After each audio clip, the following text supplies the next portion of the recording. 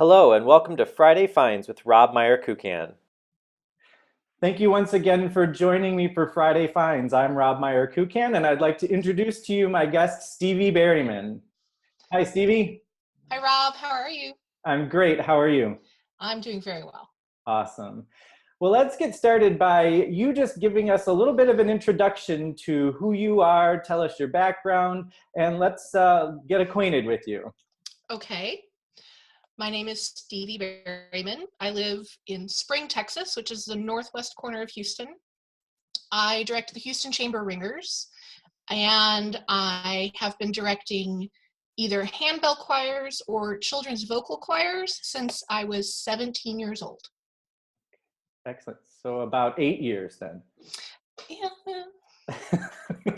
Right. But for most of those years, I was directing 7 choirs at a time, so I like to count them in dog years. So like I have 98 years of experience or something. Perfect. Excellent. And you wear a couple of other hats. I do. Yes. I do. Well, my main job is I am the Chief Awesomeness Officer for the Choir Ninja podcast. Those are both real things. I help produce an amazing podcast for choir directors, and I've learned so much doing it, and it's so much fun. Ryan Guth is the creator and host of it, and I help produce the show. Awesome. Wonderful. So will you tell us a little bit about what we're going to talk about today, this wonderful thing that you've created? Okay, so this is kind of my Harold and the Purple Crayon moment where I had this idea and then now it exists in real life, which is still kind of amazing to me. But one of the things that I do is in the world of handbells is I'm a clinician and a workshop teacher and a private consultant. My area of expertise is planning concerts that don't suck. And so sometimes choirs will hire me to help them do something amazing in their concert. And in that area, my company is called Stevie B Music. And I was preparing for the National Handbell Seminar earlier this summer, where I was teaching some classes. And part of the seminar is a silent auction to raise funds. And I'm basically a choir director. I don't have a lot of disposable income, but I thought I can donate something to this silent auction. And, you know, hopefully we'll get some money that way. So my son, Evan, and I were riding in the car together, and we started talking about really geeky handbell stuff. And what we came up with was the idea of our trivia, our jokes, our puns to us are hysterical, but they're so geeky and so inside that nobody outside of our world would enjoy it. But the people who do understand it are probably going to think it's just as funny as we do. So wouldn't it be cool if there was a way to share that kind of stuff just with handbell people? So we came up with the idea of a game. And I made a card game based on the idea of Cards Against Humanity or Apples to Apples, but it's all handbell related. And it's called Crimes Against Handbells. And I made a couple of prototypes.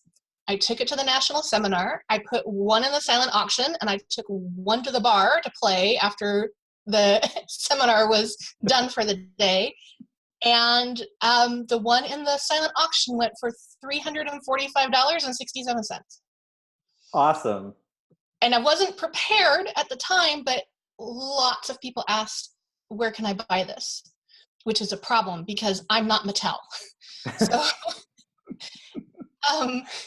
it took a little bit, but I'm happy to say that our first shipment of this game has already gone out to the people who've pre-purchased it. And you too can play with your handbell choir, Crimes Against Handbells. And this is likely going to be backwards. So I'll just tell you, the box says you should probably be rehearsing right now. There you go. Awesome. And does it say first edition on there? It does. It does say first edition. Now, if you got the one at the auction, Michael Glasgow, That's a prototype. It doesn't have anything else on it. That's all that it is. This is the first edition. There were some corrections, so this is, you know, a little bit nicer. It's a little bit nicer box. It's a little more professional product. Some instructions on the back. Step 1 is lower your expectations. And step 2 is the remaining rules are largely arbitrary. So, you know, whatever you want to do with it. So does that mean there's a second edition in the works already? I have been asked to do some expansion decks. Excellent. So there are plans right now for a Christmas expansion deck that will be coming out. Hopefully, I don't have a launch date for it yet, but my target date is October 31st. That's my goal, and I'll let people know when that becomes available. But I wanted people to be able to have it to play at their Christmas parties and that kind of thing, or to give it as a gift or whatever.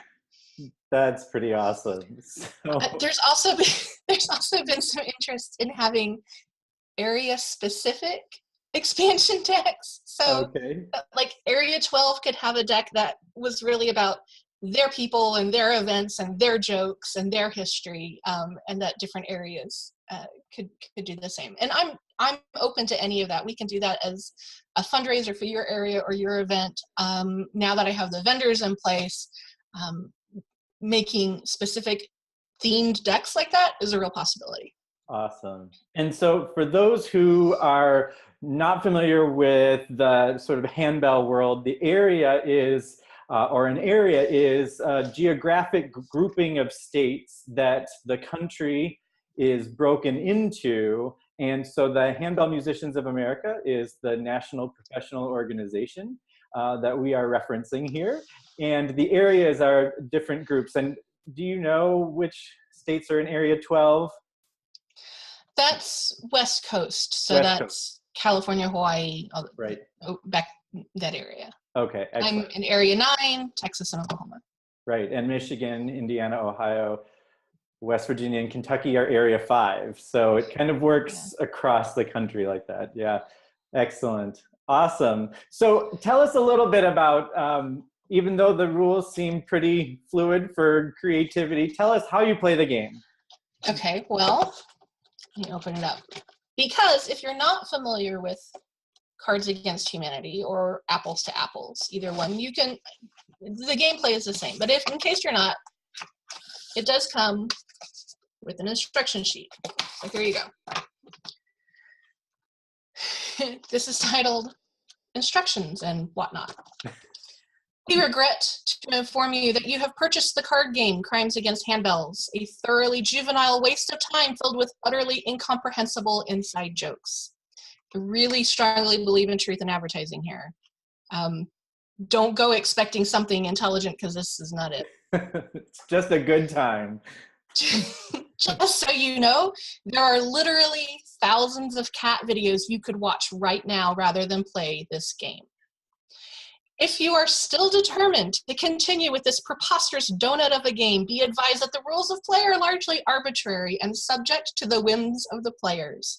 For those of you intrepid musicians who actually follow the director, here are the rules. Players are dealt 7 white cards. The biggest diva goes first. We all know who the biggest diva is in any group, right? That's not even... Okay. So biggest diva goes first and begins play by drawing a purple card. Purple cards. And reading it to the rest of the players. Those hiding their distaste for this person long enough to endure this team-building activity select the card in their hand they believe answers the purple card in the most spit-take-worthy fashion. Players submit their card to the diva face down, who shuffles them before turning them over to read the undoubtedly tiresome and nonsensical responses. The diva selects a winner who gets to hold the purple card for the remainder of the game. Should anyone ever actually want to finish this game, the winner is the one holding the most purple cards at the time the bar closes. So there you go. That's how you play. Excellent. And you said that you field tested this at National Seminar. We did. And how did that go? I could not have asked for a more prestigious body of testers. It turned out that the National Board of Officers for Handbell Musicians of America tested it the first night I was there at seminar. opened it up in the bar and and played the game the first night, which was outstanding. They were just it was so much fun. I had comments like, I would pay any amount of money for this game. Granted, they'd been drinking while playing, so Sure. But it was very well received, and that was when people started asking to buy it. So I thought, I got to figure something out for this then. That's and it is a cool. lot of fun. It is a lot of fun. Excellent. So how far and wide has the game been distributed in your first round here? Well, I've sold and shipped just over 50 copies of the game, and that was just basically with a Facebook post letting people know about it. People who didn't see it at the seminar, I just put something on my blog and on my Facebook page for Stevie B Music. So with no advertising, 50 people is what, 10% of the handbell market already? Something like that. That's awesome. So I did want to get this game out there and make sure that people in bell choirs actually enjoyed it as much as we did at National Seminar. Let's face it, the people who go to National Seminar are the ones who are so heavily invested in everything handbell that anything that pokes fun at it is going to be funny. Because we're usually so very serious about our instrument. So, and then we'll see. I hope that when people get it, which they should be, they just shipped, so they should be getting it in a few days. I hope they'll send me some pictures or video of them playing it with their group and give me some feedback on how to make it better, and then we'll launch a new edition. Awesome. So how would one acquire their own set of this game if they would like to purchase it? Oh, well, you can do that through my blog, and that's steviebemusic.com. That's StevieBemusic.com. And I'll make sure that there's a link to Stevie's website or to her blog in the description of the video. And it'll also be, if you're seeing this on social media, it'll also be in the comments below. And so if people want to share their thoughts and ideas with you, how can they reach you? What's the best way to get a hold of you? The best way is through email, and that's stevie@steviebemusic.com. I also have a Facebook page for Stevie B Music, and you can send me messages through that. I tend to get a lot of messages. I don't see all of them. So I'm more diligent, I think, about answering my email as it comes in. So, Facebook is not always where I go first for my business time. When I'm working on something, I usually go to email first. Either will work. Awesome. But if you haven't heard from me on Facebook, then definitely send me an email to that address. And you're welcome to find me on Facebook. I'm always in the group Team Handbell. I moderate that group. So if you're a handbell ringer, you can find me there. You can find me, if you're a choral singer or director, you can find me in Choir Nation, which is the choral Facebook group that goes along with the Choir Ninja podcast. I moderate that group as well. So I'm always active in both of those. So there's ways to reach you. Yes. Excellent. I'm reachable. Awesome. And we'll make sure that that information is in the description and comments below as well.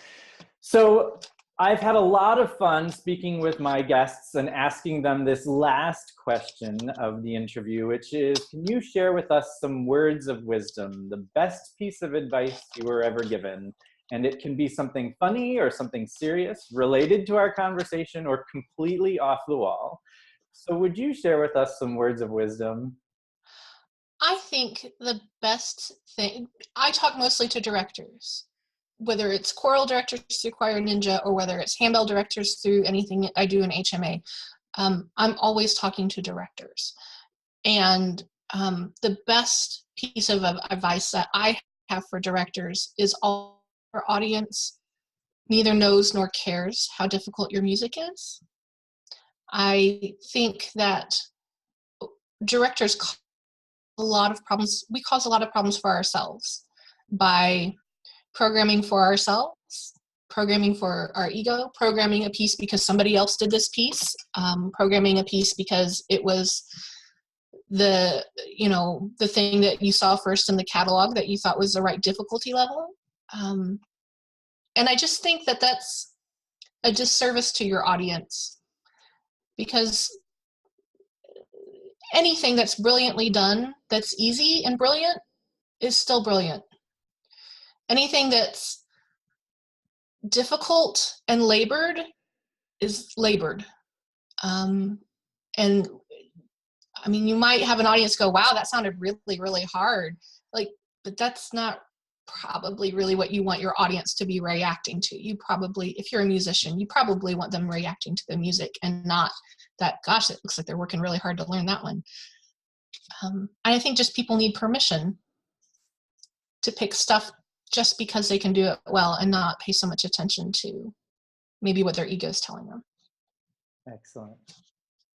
Well, thank you for sharing that with us. I think you are a multifaceted lady who has a marvelous sense of humor, but some very sage advice and some very, very sound advice for us as well. And it is both on the humorous side and on the serious side, very beneficial to our community. And it's all kind of the same. Yeah. Don't take yourself so seriously. I mean, everything I do is connected in some way to music, and if you're not enjoying it, then there's no point in being in music. There's no point. Right. Yeah. Awesome. Well, thank you everyone for watching today. I hope you enjoyed my time visiting with Stevie Berryman of Stevie B Music and the Choir Ninja podcast, and of course, creator of this really awesome game, Crimes Against Handbells. If you liked this video, please give it a thumbs up. If you're interested in what we're doing with this show, I encourage you to subscribe to the channel and check out Stevie's website. And Stevie, do you have any closing words for us? Well, I do want to make sure that people realize that there is a choral version of this game also in the works. Excellent. And we don't have a release date for that yet, but I'm expecting it to be October, that you can order that as well. So it's called Choirs Are Horrible, and it's ridiculous and insane and lots of fun to play as well. And is all these games, depending on your answers, can get a little PG-13 depending who's playing, but it's geared to be able to be played by a high school choir or older. So information for that will be coming through the Choir Nation Facebook group. Excellent. So adding to your list of biographical notes, trendsetter, maybe. So a couple of extra gifts then to the music community is inspiration of some really fun team building activities, and just an opportunity to not take everything so serious. So there you go. Well, it has been a blast speaking with you today, Stevie. Thank you so much. And I hope everyone who's watching has a wonderful day, a great weekend if you're watching this near to the weekend, or a great week. Thanks so much. Thank you again, Stevie. Thanks, Rob. Join me next week as I speak with Nancy Taylor of the University of Texas, El Paso about her book, Teaching Healthy Musicianship.